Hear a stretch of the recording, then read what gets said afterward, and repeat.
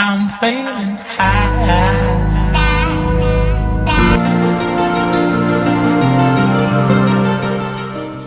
Assalamualaikum warahmatullahi wabarakatuh. Pada video kali ini kita membahas mengenai kedudukan Undang-Undang Dasar 1945 dan mengenai sistematika Undang-Undang Dasar 1945.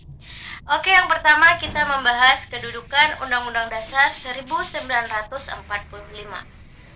Di dalam Undang-Undang Nomor 12 Tahun 2011 mengenai hierarki atau tata urutan peraturan perundang-undangan di Indonesia, di mana Undang-Undang Dasar 1945 menempati kedudukan tertinggi sebagai hukum dasar. Jadi, semua produk hukum yang ada di Indonesia harus dilandasi dan bersumber pada Undang-Undang Dasar 1945. Contoh, peraturan pemerintah, peraturan presiden, peraturan daerah provinsi, peraturan daerah kabupaten atau kota. Itu semua harus dilandasi dan bersumber pada Undang-Undang Dasar 1945. Oke, selanjutnya kita membahas mengenai sistematika Undang-Undang Dasar 1945 sebelum amandemen dengan sesudah amandemen.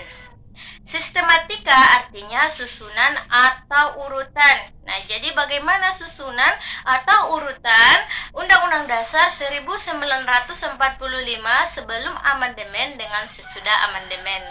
Amandemen artinya perubahan Undang-Undang Dasar 1945. Pengertian sederhananya, amandemen adalah proses penyempurnaan Undang-Undang Dasar dengan cara mengubah atau melengkapinya dengan Undang-Undang Dasar sebelumnya. Undang-Undang Dasar 1945 sudah 4 kali diamandemen. Yang pertama tahun 1999, 2000, 2001, dan 2002 sampai sekarang.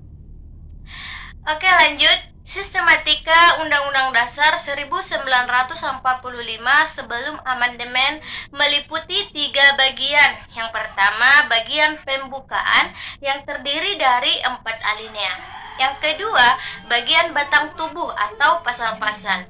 Batang tubuh atau pasal-pasal ini sama ya, cuman beda nama aja. Sebelum amandemen namanya batang tubuh, sesudah amandemen namanya pasal-pasal. Kemudian yang ketiga adalah bagian penjelasan.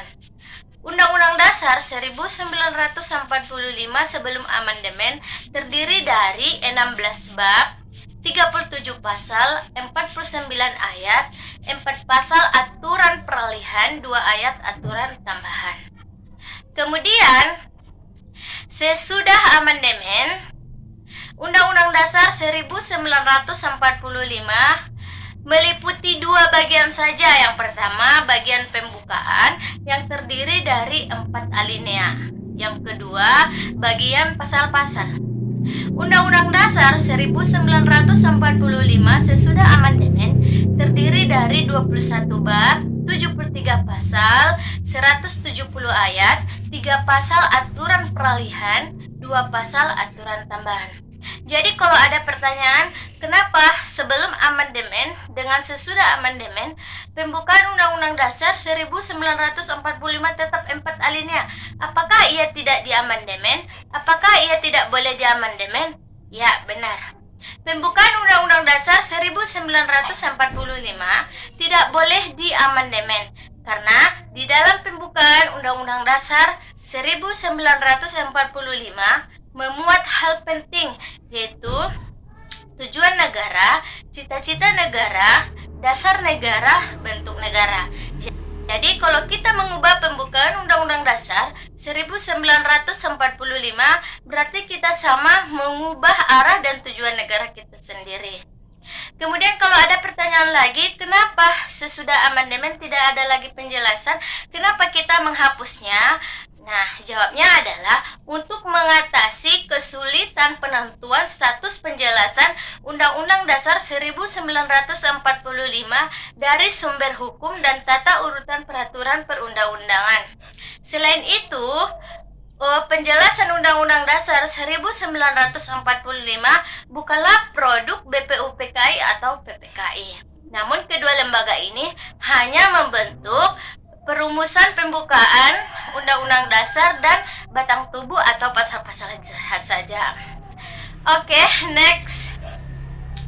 Kemudian hal-hal normatif yang ada di dalam penjelasan itu kita masukkan ke dalam pasal-pasal. Nah, jadi contohnya ya, contoh seperti dalam bab 1 pasal 1 ayat 3, negara Indonesia adalah negara hukum.